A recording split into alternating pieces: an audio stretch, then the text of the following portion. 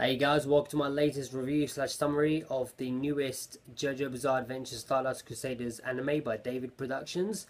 The latest episode, is part 9, which is Emperor and the Hanged Man. It was a good episode, mainly because I like Whole Horse, but I'll get into that more. Basically, it starts with everyone inside the actual ship itself, which you don't see within the manga, because within the manga, it shows them all with a white background, so you don't know what's going on. And that's basically what happens. Then, it's basically 2 minutes in, the intro happens, and that's the fastest it's ever happened. It's really weird, because normally it takes about 5 minutes, then the intro comes in. But this time, it's like literally, we're coming up to India. What? Let's ask Advado, what's going on within India? And they're like, whoa, they're the nicest people we ever meet. They're really nice. You should really check them out. And it really brings it to like 5 minutes, and it's like, boom, ba-doom, ba-doom, and it goes into like, it goes to the thing. I'm thinking of actually doing a video based on me doing the karaoke version, because I have got it recorded. Don't know if anyone cares to see that. I doubt you do. But if you do, I will put it on. But anyway, goes into the intro, it comes back. It does me. I'll show you within the book, because as always, I've got my book, I've got my notes. There is one part within the manga it does leave out, and that is basically this part here. Mainly these two parts here, where it basically says that cows are sacred in India. I guess they leave it out due to time. That's it, really. They left it out due to time, because this part never happens within the anime. And yeah, they're probably just like, you know what, it doesn't really make sense, because basically all they do is they go out and all the people come to them like they do in the manga, and they're basically like, money, money, money, yeah, I want to do this, I'll do this for money, and they're like, whoa, how do we do this? And Avdol's like, it's for money, and it goes into the intro. So it's nothing crazy, it's just pretty fucking normal, it's pretty crazy like that. Yeah, then later on it goes the fact that they go into the restaurant, they start eating food, everything's exactly the same as it is in the manga. Pretty much everything is exactly the same, including the fact that the pig face in the toilets that Polnareff meets when he goes to the toilet is perfect. Literally the face, like sometimes they do a little things differently in the previous episodes, but this is fucking perfect. It's like the pig face was literally drawn by Araki, it was perfect like that. That was the weird thing. And then like, it's normal, like the guy comes in like, you have to take this pole. The pole you take is what you need to push the pig down in the toilet. It's like, I've got a close friend, R.I.P. That has been to India, and he never told me this, but imagine if he did. Jesus Christ. Yeah, it's basically that. Basically, then what happens is, when he's in the toilet washing his hands, he looks up, and it's got the Hanged Man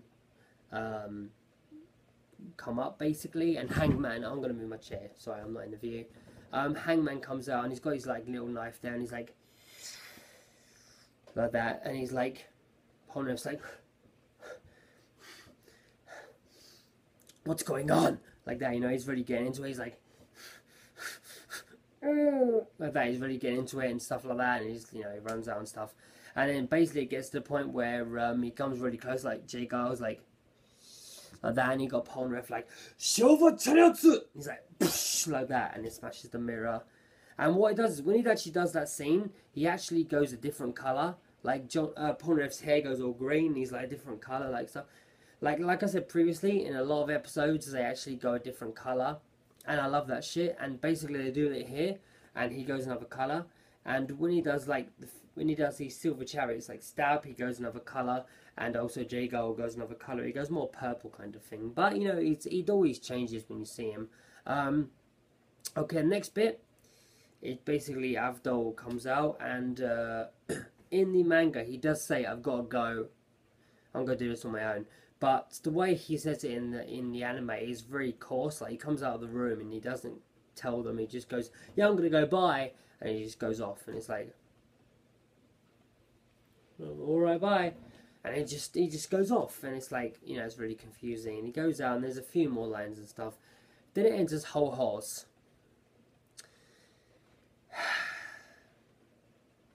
The reason I'm doing this massive sigh is because the voice, which was done by Otsuka Hochu, which was the voice for Whole Horse in All Star Battle, made me love the character. I've read StarDust Crusaders,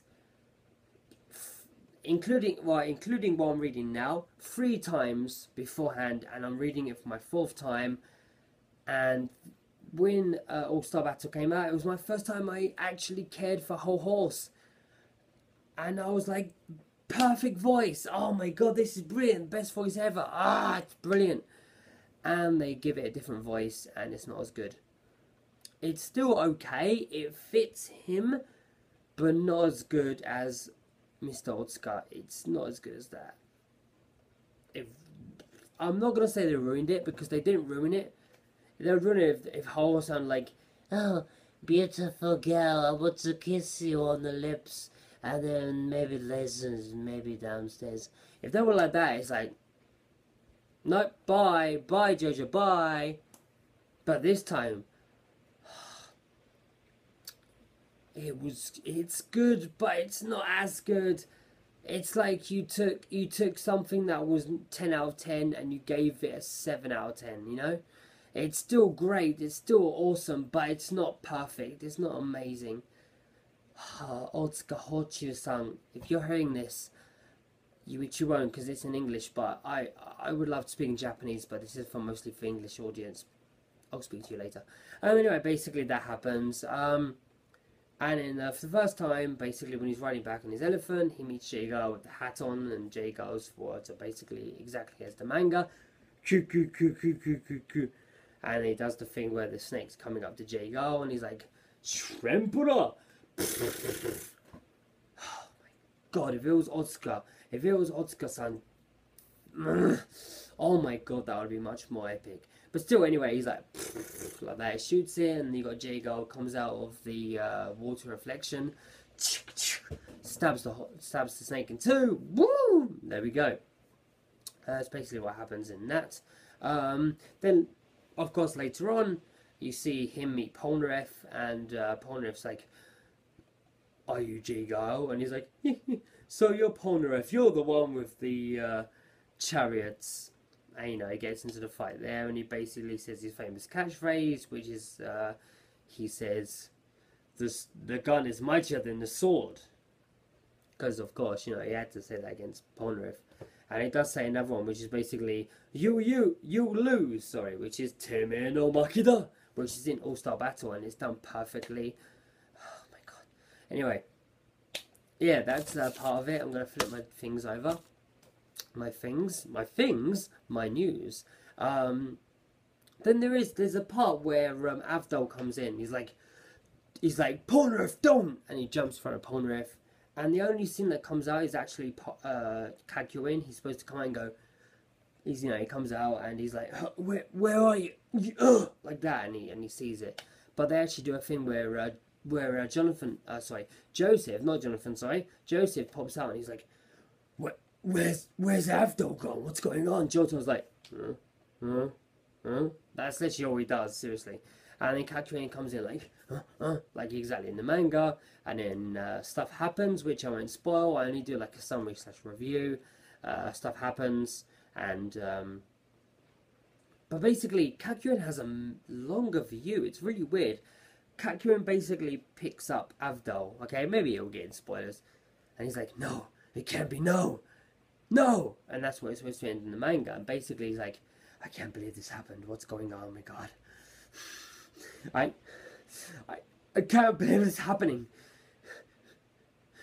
What you gonna do? Polnareff! What's happening? And he goes into Polnareff and it's all sad and stuff, and it's like, oh no. It's actually, and then he goes into Polnareff's first crying scene where he's like crying and stuff, and he's like, and it does it, I won't spoil it, but basically he does the first crying scene.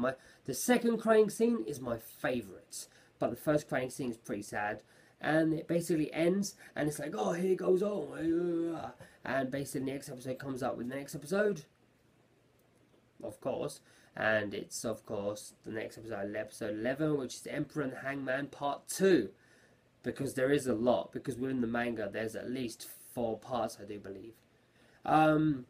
The episode itself, it was a good episode. Personally, I'm going personal. Firstly, as a JoJo fan, it was a good episode. It hit every single point in the manga. It was done very well. Everything was hit. He even added a couple of scenes, like for example, Kakuen holding Avdol, like to make it more emotional, because in the manga itself, it's not very emotional. If I were to show you myself, they really made it like not so sad when they hit him. Okay, spoilers now. I'm very sorry. I'm not very like, I'm going to show you spoilers, although maybe I am. For free. Basically, this is the point where Kakuen is basically sad. I'll show you that sad. I'll show you the sad point. I'll show you the sad point. Okay, I will show you the sad point. Stuff happens, so don't worry. So I won't spoil it, but stuff happens. So we got Kakuen, he's really sad, he's like, like that, and then something happens later, and Pono's like, I will get who I'm coming to revenge, like that, and that's what happens. That's what it ends with. That was pretty well done, like I just said, that was really well done, the whole episode was really well done. Okay, one thing that really disappoints me, like I said a couple of minutes before, it wasn't my favourite voice. It wasn't actually Otsuka Hochu, who was the voice for Ho-Horse in the All-Star Battle game. That was perfect! No, what did you do? Seriously, what did you do? That was perfect! You got Jotaro. Every other voice was changed. Okay, I'll do it now.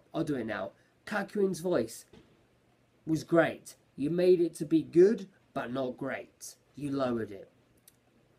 Okay. Joseph's voice, that's understandable. It was actually Joseph's voice from the second anime, which is Gintama's voice. That's understandable that he could do it, because he couldn't do an old man's voice, because that would break his voice. That's understandable. And Polnareff, they changed it, because he used to be the voice of Sanji from One Piece, and they changed it, because of course he's busier, you know, One Piece doing it. But Ho-Horse, if I remember rightly, at the moment he's doing the Kamen Rider Gaim belt voice. But he could do this. That was perfect. Like that's what made me play Ho-Horse at points. It was amazing. But anyway, other than Ho-Horse's voice, perfect episode, always great. I really enjoyed it. Thank you for watching this episode. I've got some minor news for you, that I might be starting a stream. I might be starting more streams starting from next month. It will be the end of next month, by the way. But I'll be doing a lot, and it'll be very fun, because I'll be doing a lot of Japanese games on PS3 and also the PC. And also, hopefully, if I can get other stuff done, I'll do more games then. But for now, PS3 and PC. Thank you very much for tuning in. It does mean a lot to me, seriously. Thank you very much. And yeah, I hope to see you soon. So thank you very much for watching. Peace out. And 75, 74.